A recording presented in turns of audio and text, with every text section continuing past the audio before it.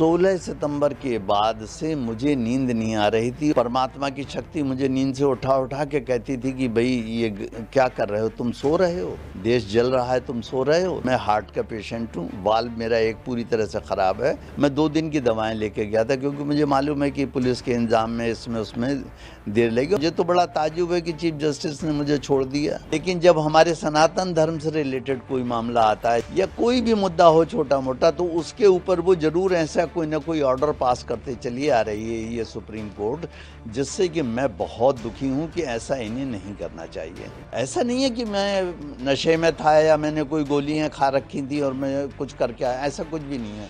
उन्होंने एक्शन किया, मेरा रिएक्शन था कि मैं फियरफुल नहीं हूँ किसी चीज़ के लिए, ना मुझे कोई इस बात का अफसोस है कि क्या हुआ क्या नहीं हुआ। मेरा नाम है डॉक्टर राकेश किशोर। क्या कोई मेरी जात बता सकता? हो सकता है मैं भी दलित हूँ। तो ये तो एक तरफा बात हो गई कि आप इस बात का फ़ायदा उठा रहे हैं कि वो दलित, तो वो दलित नहीं हैं। सबसे पहले सनातनी थे, हिंदू थे।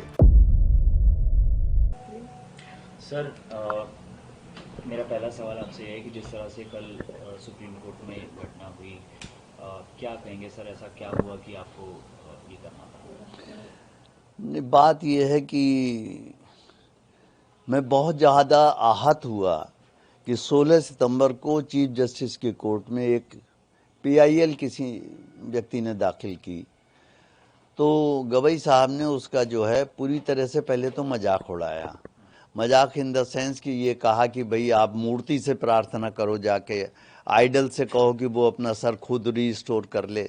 जबकि हम देखते हैं कि यही चीफ जस्टिस बहुत सारे धर्मों के खिलाफ, जो दूसरे समुदाय के लोग हैं, आप सब जानते हैं वो लोग कौन हैं, उनके खिलाफ जब कोई केस आता है तो बड़े बड़े स्टेप, जैसे मैं एग्जाम्पल देता हूँ, हल्द्वानी में रेलवे की ज़मीन पर एक विशेष समुदाय का कब्जा है। जब उसको हटाने की कोशिश की गई तो सुप्रीम कोर्ट ने स्टे लगा दिया 3 साल पहले, जो आज तक लगा हुआ है। ऐसे ही नुपुर शर्मा का जब मामला आया तो कोर्ट ने कह दिया आपने माहौल ख़राब कर दिया। ये सब तो कहते हैं, रोक लगाते हैं, वो सब करते हैं, बिल्कुल ठीक है। लेकिन जब हमारे सनातन धर्म से रिलेटेड कोई मामला आता है, चाहे वो जल्लीकट्टू हो, चाहे वो दही हांडी की ऊंचाई तय करनी हो, या कोई भी मुद्दा हो छोटा मोटा, तो उसके ऊपर वो जरूर ऐसा कोई ना कोई ऑर्डर पास करते चली आ रही है ये सुप्रीम कोर्ट, जिससे कि मैं बहुत दुखी हूँ कि ऐसा इन्हें नहीं करना चाहिए। ठीक है, उस आदमी को रिलीफ नहीं देनी थी, मत दीजिए, मगर मजाक भी मत कीजिए उसका। फिर उससे कहा कि आप जाके मंदिर की उसी मूर्ति के सामने मेडिटेट करें। हम कोई ऑर्डर, अन्याय, ये इनजस्टिस ये किया कि उसके रिट पिटीशन को खारिज भी कर दिया। तो इन चीज़ों से लेकर मैं बहुत आहत था। वैसे मैं हिंसा के बहुत ज़्यादा खिलाफ हूँ, मगर ये आप लोग ये भी देखिए कि एक अहिंसक आदमी, सीधा सच्चा आदमी, जिसके ऊपर कोई केस आज तक नहीं है, किसी ग्रुप को नहीं बिलोंग करता है, उसको क्यों ये सब करना पड़ा। ये जरूर सोचने वाली बात है, पूरे देश को ये चिंतन करने वाली बात है कि ऐसा क्या हो गया आखिर। मैं भी कम पढ़ा लिखा नहीं हूँ, मैंने भी MSc PhD LLB, मैं भी गोल्ड मेडलिस्ट हूँ। ऐसा नहीं है कि मैं नशे में था या मैंने कोई गोलियां खा रखी थी और मैं कुछ करके आया, ऐसा कुछ भी नहीं है। उन्होंने एक्शन किया, मेरा रिएक्शन था, ये जो भी था। तो आप इसके लिए जैसे लेना चाहें लीजिए। आई एम फ्री टू से दिस थिंग कि मैं फियरफुल नहीं हूँ किसी चीज़ के लिए, ना मुझे कोई इस बात का अफसोस है कि क्या हुआ क्या नहीं हुआ। सर, एक सवाल ये है कि कल आप सुप्रीम कोर्ट जब गए तो क्या आपका कोई मैटर लगा हुआ था, या फिर आप पहले से सोच के गए थे कि हाँ मुझे? नहीं, मेरा मैटर नहीं लगा हुआ था, लेकिन ये बात है कि मैं पहले से सोच के इसलिए गया था क्योंकि 16 सितंबर के बाद से मुझे नींद नहीं आ रही थी और कोई परमात्मा की शक्ति मुझे नींद से उठा के कहती थी कि भाई ये क्या कर रहे हो, तुम सो रहे हो, देश जल रहा है, तुम सो रहे हो। तो इसलिए मुझे ये करना पड़ा। कल की तैयारी मेरी थी ये कि मैं 2 दिन, मैं हार्ट का पेशेंट हूँ, वाल्व मेरा एक पूरी तरह से ख़राब है, जिसका अब मुझे रिप्लेसमेंट कराना है। अपोलो में मेरा पिछले 7-8 साल से इलाज चल रहा है हार्ट का। मैं 2 दिन की दवाएं लेके गया था क्योंकि मुझे मालूम है कि पुलिस के इंतजाम में इसमें उसमें देर लगी। और मैं ये भी सोच, मुझे तो बड़ा ताज्जुब है कि चीफ जस्टिस ने मुझे छोड़ दिया। मैं इसे उनका उपकार मानूं, एहसान मानूं कि क्या मानूं, ये मैं नहीं समझ पा रहा हूँ। छोड़ दिया, उनकी मर्जी है। तो कल आप जब कोर्ट रूम में गए, CJI कोर्ट रूम में, तो उसके बाद क्या घटनाक्रम हुई, आपने क्या? कोई घटनाक्रम कुछ भी नहीं हुआ उस समय, जाने दीजिए। केवल इतना हुआ कि वहाँ पर मुझे डीसीपी और एसीपी के ऑफिस में 3-4 घंटे पूछताछ होती रही। मैं नहीं जानता कौन कौन ऑफिसर थे, लेकिन उनका बहुत बहुत धन्यवाद है कि उन्होंने एक बार चाय और बिस्किट भी मुझे खिलाए और एक बार लंच भी कराया, पानी को पूछते रहे। ये सब मैं उनका उपकार मानता हूँ। लेकिन सर एक सवाल ये है कि लोकतंत्र का एक स्तंभ होता है जुडिशरी, और जुडिशरी का सबसे ऊंचा पद सीजीआई। तो आपको लगता नहीं कि सीजीआई के ऊपर इस तरह से करना? नहीं, क्या करना क्या न करना वो जाने दीजिए, मैं उसमें नहीं पड़ता। मगर सीजेआई को भी ये सोचना चाहिए कि इतने ऊंचे संवैधानिक पद पर जब वो बैठे हुए हैं, पूरी कोर्ट में हर वकील, काबिल से काबिल वकील उन्हें मी लॉर्ड कह रहा है, तो उन्हें मी लॉर्ड के माने समझने चाहिए। मी लॉर्ड का क्या मतलब, वो उसकी गरिमा रखनी चाहिए। भाई ये है, किसी को आप भीख नहीं दे सकते तो उसका बर्तन तो मत तोड़ दीजिए, उसको इतना जलील तो मत कर दीजिए कि भगवान के सामने मेडिटेट करो। फिर इतना ही कह दिया तुमने, कुछ नहीं। आगे तुम मॉरिशस जैसे देश, दूसरे देश में बोल रहे हो जाके कि देश बुलडोजर से नहीं चलेगा। अरे मैं क्वेश्चन है मेरा सीजेआई से भी और जितने मेरा विरोध कर रहे हैं कि मुझे बताइए कि जिन लोग, मैं बरेली का पैदा हुआ हूँ, बरेली कॉलेज से मैंने बीएससी किया है, मैं बरेली में बड़ा पला हूँ, मेरा मकान है बरेली में, मेरे पेरेंट्स रहते थे। मुझे ये बता दो कि जिन लोगों के खिलाफ बुलडोजर चला रहे हैं, उन्होंने सरकार की संपत्तियों पे कब्जे कर रखे हैं, बड़े बड़े महल बना रखे हैं, होटल बना रखे हैं, मैरिज के लॉन बना रखे हैं, उन्होंने, उनके खिलाफ क्या योगी जी जो बुलडोजर चला रहे हैं वो कार्रवाई गलत है? उन्होंने अवैध जमीनों पर कब्जा कर रखा और तुम रोक लगाते जा रहे हो, हाई कोर्ट सुप्रीम कोर्ट वाले। तुम ये नहीं सोच रहे हो कि तुमने हल्द्वानी में जो जमीन रेलवे की, मैं हल्द्वानी भी जा चुका हूँ, मैंने वो झुग्गी झोपड़ियाँ भी देखी हैं। आपने हल्द्वानी के रेलवे लाइन के दोनों तरफ ये पड़े हुए हैं, उस पर 3 साल से रोक लगा कि यही सुप्रीम कोर्ट बैठा हुआ है। बोलिए क्या उनके लिए, जब एक अवैध संपत्ति है तो उस पर काहे की जरूरत है, क्या जरूरत है? आप बाद में वो केस लेके आते हैं, आप उस केस को डिसाइड कीजिए कि भाई ये जमीन इनकी थी, वापस कर दीजिएगा उन्हें। मगर ये तो नहीं कि पहले से ब्लैंकेट बैन कर दिया कि साहब इस पर बुलडोजर नहीं चलेगा। इन सब चीज़ों से मैं आहत हूँ और रहूँगा। सर इसके अलावा एक सवाल ये भी है कि सनातन के खिलाफ भी बोलने वालों की संख्या बढ़ती जा रही है, इस पर आपका क्या कहना है? नहीं, अब बात यह है कि भाई हजारों साल हम सबके गुलाम ही रहे। जो छोटी छोटी कौम आई वो हम पे राज करके चली गई, वो केवल इसलिए क्योंकि हम हमेशा बहुत टॉलरेंट रहे। आज भी हम टॉलरेंट हैं, लेकिन जब हमारा अस्तित्व खतरे में है तो मैं चाहता हूं कि सनातनी कोई भी चुप ना बैठे, घर में कुछ ना कुछ जो जिस स्तर पे कर सकता है वो करे। मैं उकसा नहीं रहा हूं, मगर मैं ये जरूर चाहूँगा कि अपने हितों का ध्यान जरूर रखें, हम भी, हमारे पॉलिटिशियंस भी, पुलिस भी, जुडिशरी भी।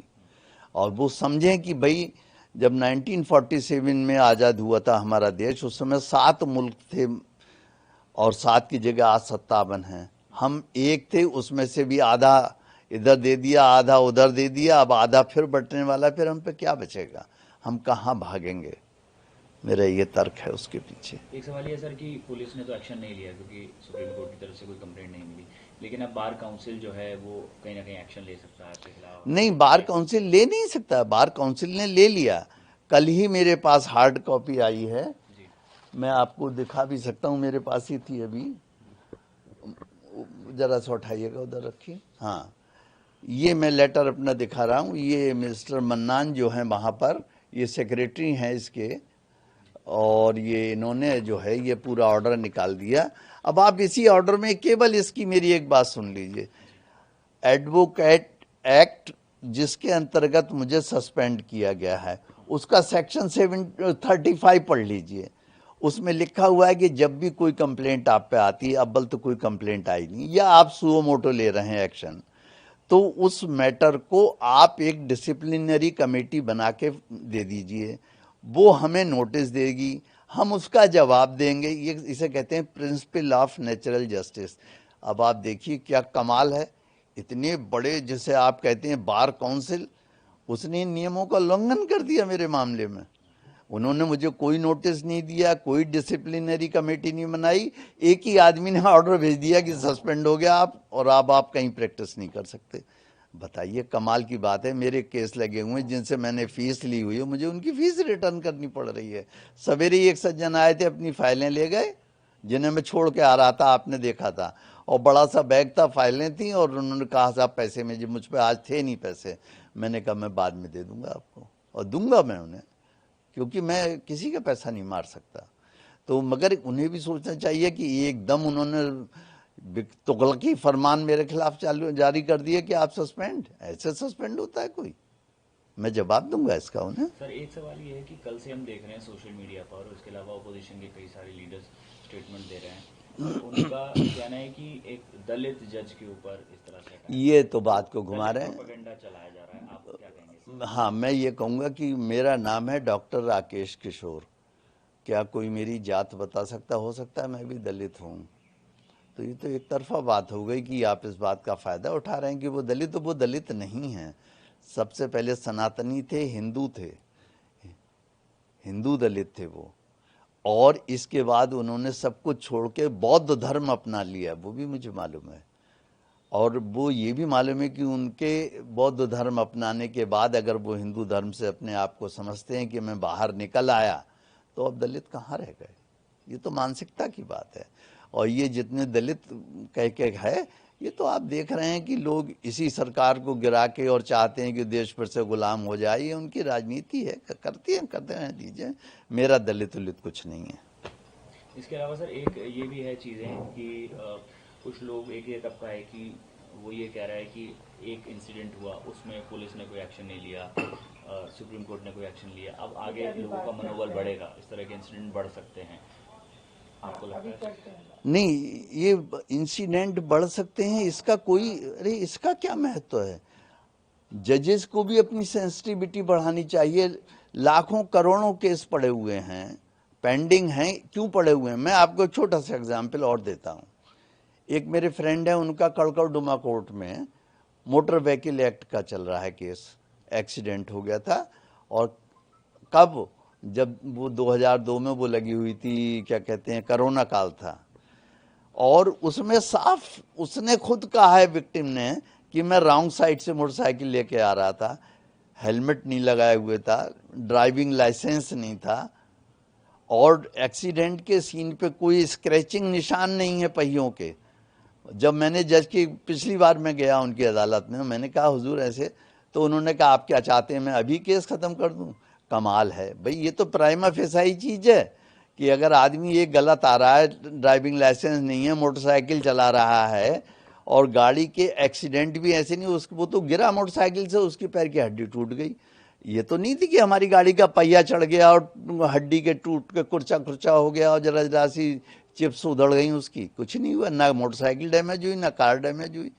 अब इस पे आप केस 4 साल से चल रहा है, और वो जिसके खिलाफ चल रहा है वो बहुत बड़े हॉस्पिटल में बेचारे डॉक्टर हैं, वो हर डेट पे हाथ जोड़ कर खड़े हुए हैं वहाँ पे। तो ये इस तरह से केस के प्रोसेस ऐसे बना लिए हैं कि बढ़ाते चले जाओ, बढ़ाते ही चले जाओ ऐसे, तो इसमें कोई क्या करेगा? सर एक आखिरी सवाल, क्या जो घटना हुई कल की, क्या अफसोस है सर आपको? बिल्कुल अफसोस नहीं है, ना ना ना ना ना, मैं माफ़ी मांगने वाला हूँ, ना मुझे अफसोस है। मैंने कुछ भी नहीं किया है। आप मेरे ऊपर सवाल उठा रहे हैं, परमात्मा ने जो करवाया वो मैंने किया, मैं करता नहीं, महज साक्षी हूँ। वो उसने करवाया, उसकी इच्छा पूरी हो, उसकी इच्छा होगी कि मैं जेल जाऊं, या मुझे फांसी लगा दी जाए, या मुझे मार दिया जाए, तो वो परमात्मा की इच्छा है। मैं कहता हूँ वो परमात्मा की इच्छा पूरी हो। मैं 72 साल का हो गया हूँ, अब मैं कब तक झेलूंगा इस तरीके की घटनाएं, ये मुझे आप बता दें।